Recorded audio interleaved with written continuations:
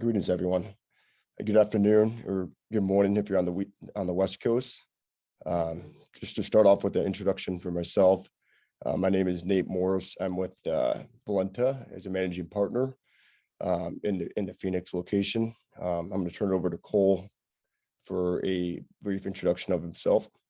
Hi, I'm Cole Solomon. I'm the production manager here at Roll Route 1 Popcorn, located in Livingston, Wisconsin.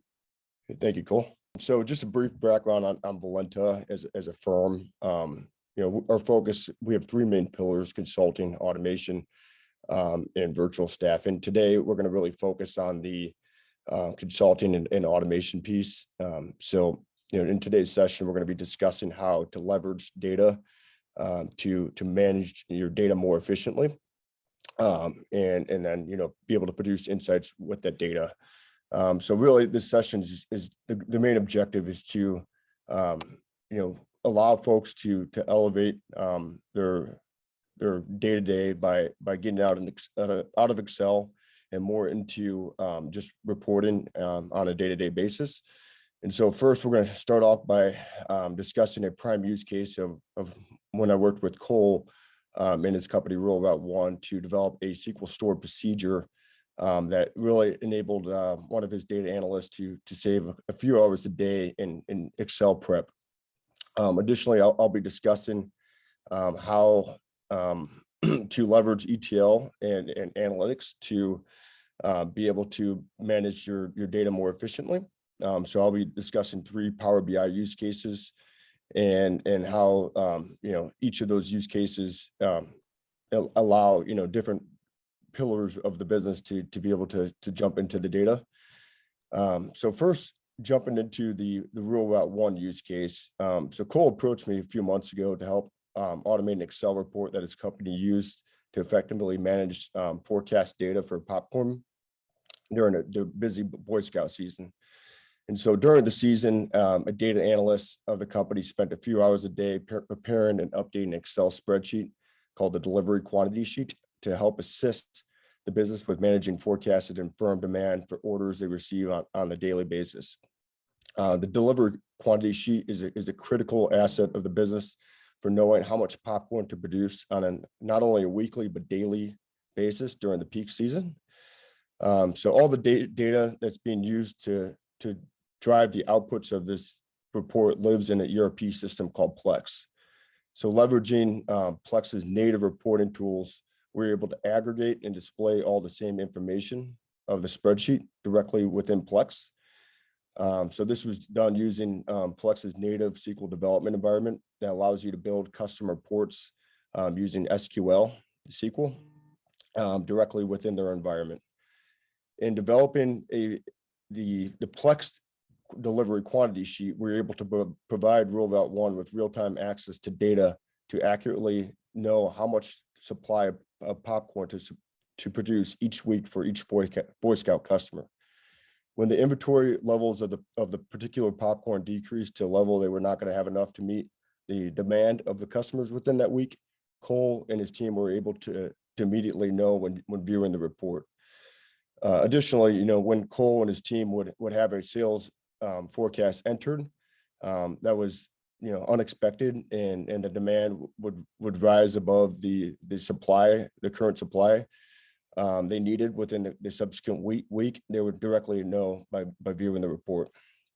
So now I'm going to jump into a few questions that I'll ask Cole here regarding the delivery quantity sheet and this particular use case. So Cole, to start off, approximately how many hours a day and time was required to previously manage the delivery quantity sheet within within Excel? I would say during the peak season, which is about September about August through December, the delivery quantity sheet would update a couple times a day in order for us to see the latest information, needing to know how much popcorn to produce that day/week. So every time a sales order was entered, we would have to update this sheet. So a spreadsheet had some built-in formulas that drove the output displayed. However, the person on our team doing that task still had to export and then add the several pieces of information to this spreadsheet each time. So each time a sales order, they would, do the following, which was edit the yearly forecast for that customer, and then weekly forecast for that customer, weekly forecast because there were multiple orders with that typical season. So you don't just have one order, you have several. Firm demand for each customer, and then their products, and then their inventory for each product. So an order would come in, you would know the final amount, their total estimate, but then that would change once, if it was 100, it would need to be, 50 depending on the demand. And then you'd have to manually modify that spreadsheet with all of that information. So with the Plex's native reporting, we were able to build a day's view into a report that allows our team, which is not just our whole team, to be able to see this function in real time. So I would say in total, it was probably about 2 to 3 hours a day, every day for about 3 months that we were using to update the delivery quantity sheet in Excel. So moving on to the next question here. A lot of times in order to build a legacy report and with analytics, you need to pull data from multiple sources. So did all the data that was used to build the delivery quantity sheet live within the ERP system Plex? Or did you have to leverage multiple different sources? Yeah. The year, they were not all in the ERP system. The yearly and weekly forecasts for each customer were previously managed outside of Plex. They were stored in tabs in this Excel spreadsheet that were used to drive the main output. Nate and our data analysts were able to identify 2 different applications within Plex that allows us to store and maintain those forecasts in Plex. Excellent. Yeah. So that's so essentially we were able to identify, other functionality within the existing application to help, Rule Out One streamline their data management and reporting process. If possible, this is always the recommended solution when doing data analytics, just because, using one application to store data is better than 2 or many. However, in many cases, this is not possible. So I'll kind of demonstrate this during the Power BI session. That'll be a little bit later in the session. So moving on to the next question here. Were there additional improvements to the process outside of just the real-time reporting that went into the development of the delivery quantity sheet within Plex? Yeah, as Nate already mentioned, we did migrate away from Excel to manage both yearly and weekly forecasts. In doing so, we built 2 different views for the report. So you can view individual customer forecasted demand, which is really helpful to look at it from that level. And then also an upload to automatically add new forecasts based on the yearly and firm demands. We were not only able to implement this just from our Boy Scout system or our process, but also all of our sales and all of our customers were able to use this logic of using forecasts, and then when that forecast becomes a firm, to edit and then be able to look at it in real time and have multiple users be able to take that information and have it positively affect and do their job quicker. Excellent. So overall, what was your biggest takeaway from migrating from a legacy Excel-based process to an automated SQL report within the Plex environment? Yeah, to me is just being able to expand our horizons on what is possible. Sometimes we're a smaller company where multiple people have to wear different hats or do different responsibilities, so to speak. So time is one of our probably the most limited resource that we have at a company similar to ours. So this employee, which is one of our most knowledgeable employees, most tenured employees we have, now is able to do this task in one click and it's real time, and then use that 2 to 3 hours per day to, pivot into different positions or to help others, train others. So to me, the time saving aspect of it, not to mention the real time. I didn't have to, for my job as a production manager, I didn't have to wait on what we need to produce. I didn't have to call her and say, hey, can you update this sheet? I could actually do it myself. So really excited about that change. And once you make one of those changes and free up that time, a lot of other benefits kind of fell into place after this change, which was awesome. Excellent. Yeah, thanks for sharing that insight. And it's been a great pleasure working with you and Rollout One in the development of this report. So, kind of going along the same lines of expanding the horizon. The next session here, we'll discuss, two different use cases of Power BI, and to really kind of expand the audience's horizon on the possibility of analytics. So, knowing we have a fairly diverse background in the session, we're going to discover two different use cases, and I'll actually be jumping into Power BI and exploring the Microsoft analytic tool. So the first use case, I'll describe how a sales manager uses AI to understand his products and how they're performing across different industries.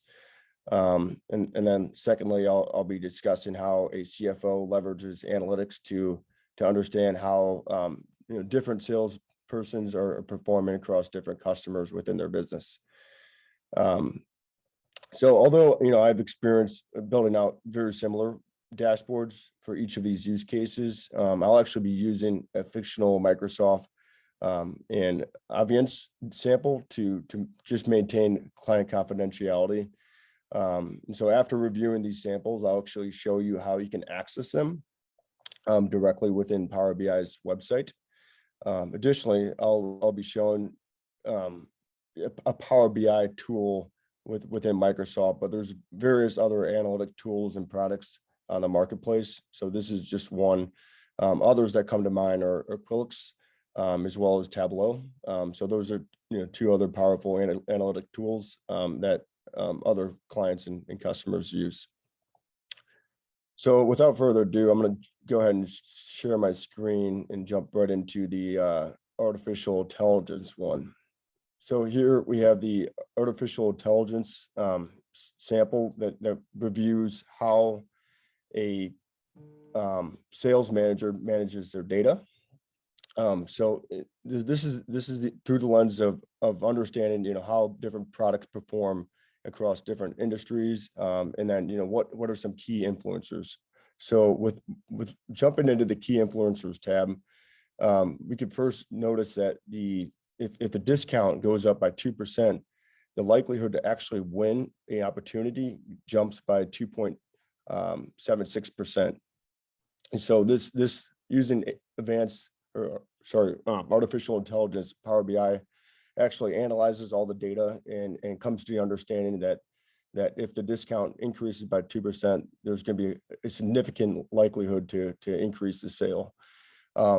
But if you want to understand if that is the same impact across all of the product categories, if I click into furniture, Microsoft was running the analysis, and you can see that discounts don't really impact the win percent on furniture. Actually, it's more or less the sales owner of Molly Clark who's driving a lot of the impact here at 1.5%. So if you scan through the different products, you can kind of come to the understanding that not all products are the same, and there's different influences on the different products. Additionally, another component within this tool here is the top segments. And so here you're able to actually understand the different use cases, different cases of product mix. So if I just unclick computers here, you can see all the different essentially win percentages based on certain metrics. So if I just select segment 2, you could see that when the discount is greater than 3.7% and the manager's there's 90% win status. And so this status is 25% higher than the average of 65%. And this contains 2,168 data points.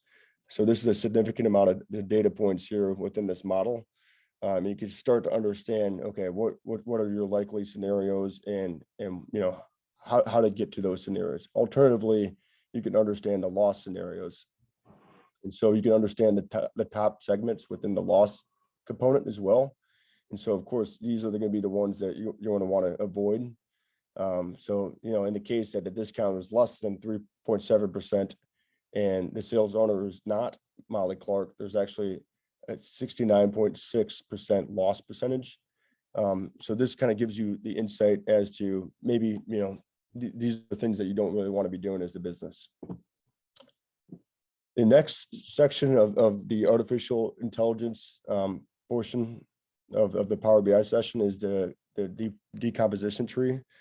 So this is understanding root and cause analysis for ad hoc reporting. So this kind of gives the sales manager a full display of all their sales opportunities and the impact of the sales opportunity across products and regions. And so, like, if I want to understand, the software sales within the overall sales opportunity, I could click into this plus metric, and then I can understand, okay, what's the highest impact value for software sales. So if I select high value, we can come to the understanding that design apps are the highest, in terms of the software sales, and then mobile apps come second. Additionally, you could expand the tree even further and understand what the highest region impact is. So in this case, it's North America has the most sales for the design app.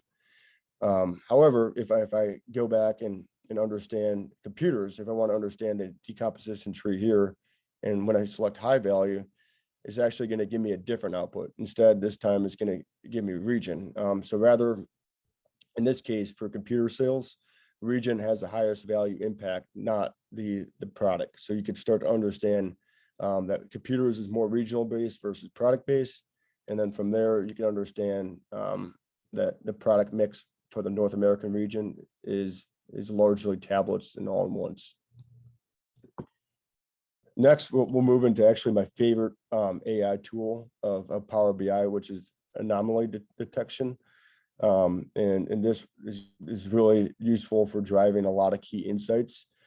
So first, I'm going to start off by just selecting Spencer Low within the software space. So this pre-filters a report to just look at the Spencer Low data within software. So this is a nice tool here where it provides some verbal dialogue to a revenue summary. So you can see that in October of 2020, we actually have the highest revenue one, and it was 88% higher than in December, which was the lowest revenue one. So if I want to further understand why we're not really getting good revenue within December, I could actually click into this and select analyze and explain the decrease.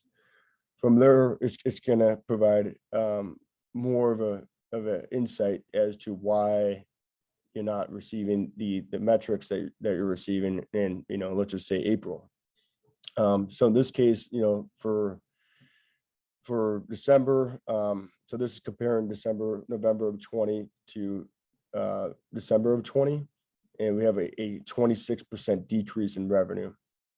And a lot of it has to do with the, in this case, it has to do with the stage 4 or the close, which had a significant decrease as you compare November to December. Additionally, a lot of the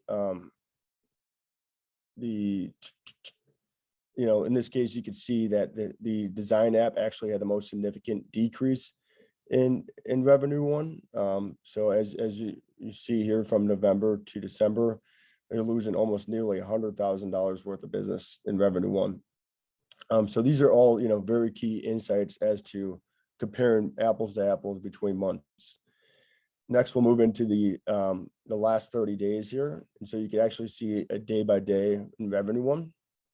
And if you select one of these days, it'll actually pull up a very similar metric as to the last one, which also kind of breaks down more detail as to why you're seeing the data that you're seeing. And so in this case, it's showing a very similar result where in stage 4 is actually for this day was the highest. There's been an unusual lift in stage 4. And then it also provides radians here that breaks down why it's so hot. So this is a great tool to understand, A, why you're not performing in certain months, and then B, why you are performing in certain months. Last but not least, I'm going to go ahead and just do a search on this data. And so if I want to further understand the data for the last 12 months without looking at Spencer in the software, I could do a search here and I could just say, what is the close percent? And the average close percent, which we've already analyzed, is 64.4%.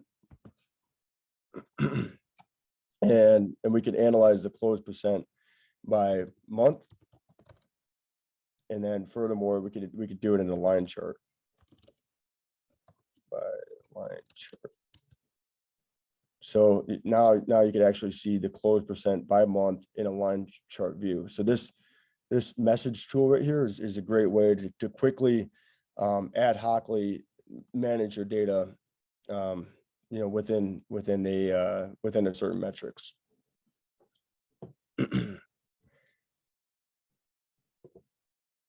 So I'm going to pause for a moment and before I move on to the next one. I've received a question and I'll go ahead and answer this question right now. The question is, can you explain the best way for an SMB to implement automation or digital transformation? And so in order to implement these tools right here, you have to connect to different data components within the enterprise. And so a lot of this data that you're seeing right here is most likely coming from the CRM, Salesforce, Zoho, whatever the business is using. And so, the best way for someone to implement this data, a subject matter expert, would be for, to be able to connect to the data. And so that's either contacting Salesforce or Zoho to get, some type of developer access to access the data. And then furthermore, within a small business, leveraging SQL in a data warehouse to be able to export the data out of the software into the data warehouse to be able to ultimately get it into the Power BI environment. And then once it's in Power BI, you're able to leverage a lot of the built-in tools that you're seeing here to transform the data into a product that looks like similar to this. So overall, the best way is really just starting with the data itself, because once you have your hands on the data, then ultimately you can explore the many possibilities within Power BI, which I'm showing right now. So, great question.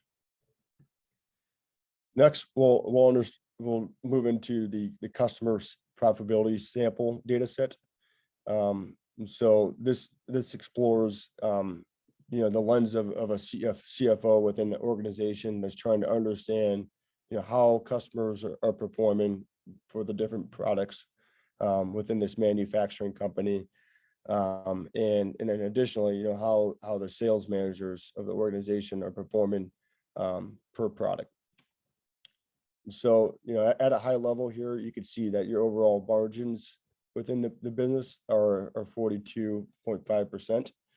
And that consists of a revenue of 235 million.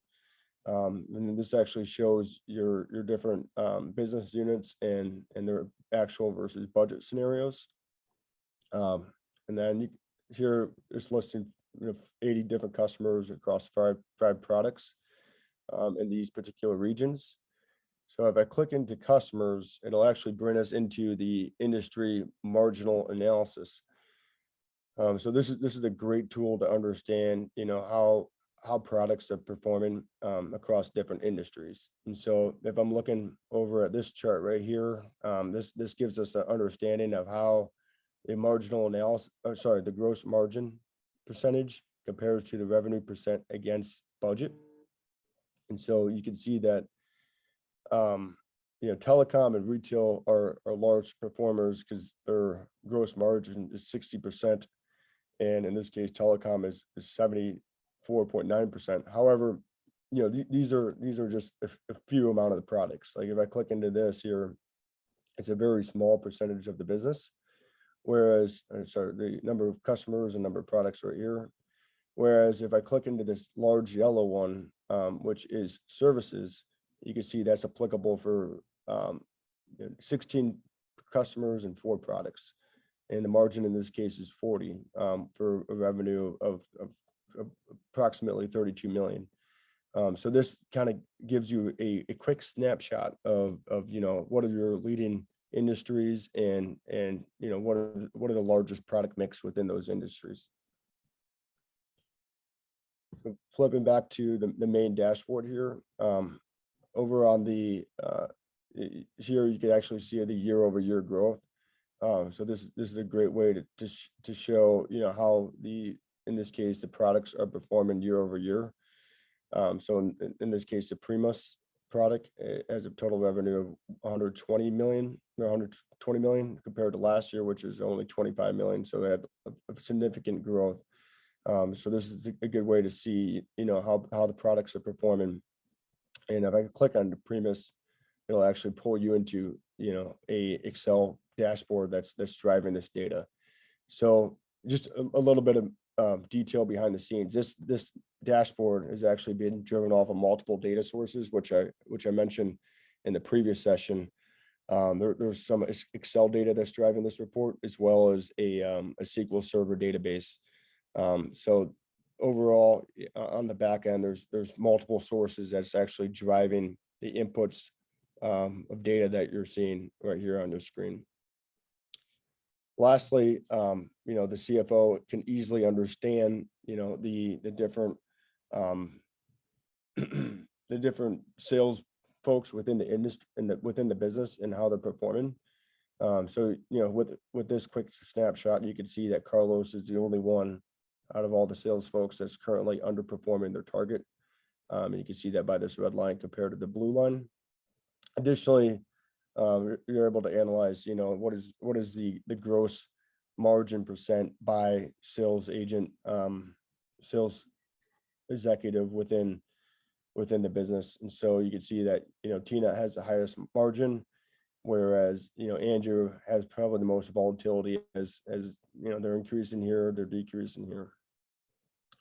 Additionally, at any point of time within Power BI, you're able to actually click onto any of the metrics, and it'll drill into what's driving that report.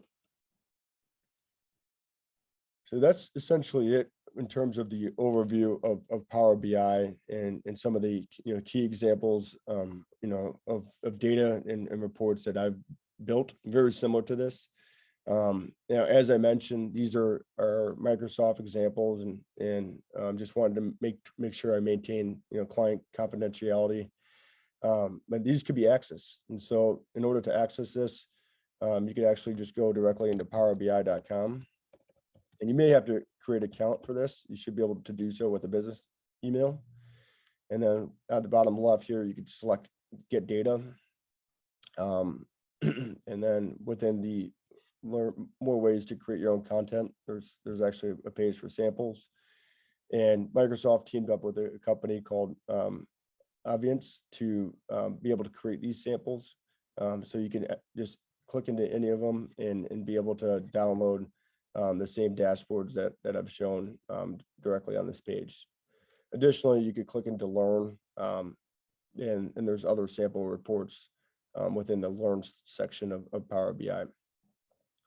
So, just jumping back to the previous conversation with Cole, Power BI and these sample reports are a great way to just expand the horizon as to what's possible. There's a lot of insight that's being left on the table by not understanding your own data. You know, everyone more or less has access to the data. It's just being able to create the output for it and the Power BI widgets for it to be able to gather very actionable insights that you could use to drive your business and change the way things are being done. So overall, you know, that's all I have. Are there any questions for the session? If not, we'll go ahead and conclude. I appreciate everyone for joining. Yep, thanks everyone, and thanks Cole and Roll One for joining as well. Have a good rest of your day, and please reach out if you have any questions or want to move forward with analytics. Thanks.